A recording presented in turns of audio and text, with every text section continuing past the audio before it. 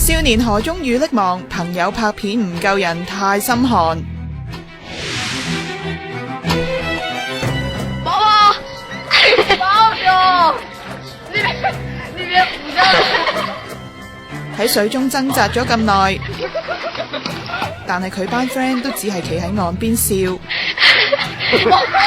上個禮拜日讀初中嘅李浩約咗4-5個同學仔到湖南岳陽縣一個湖邊玩，但係大部分人都話唔識游水，於是佢一個人落水玩，點知遇溺。不過班同學仔以為佢扮浸親引大家笑，我也故意到，更加有女同學舉機拍片影咗成分鐘。曾經有同學伸手想拉佢上岸㗎，但係見唔成功就放棄。到最後大家發現唔對路，拍片女同學先至報警，不過一切已經太遲，救護人員搶救無效死亡。令人心寒啊！人都死咗，仲有心情將段片 up 上網，真係因為無知咩？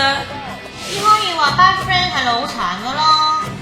但係校方就話經過多方調查，相信當時圍觀嘅學生並非見死不救，依家警方仲調查緊單 case 咋。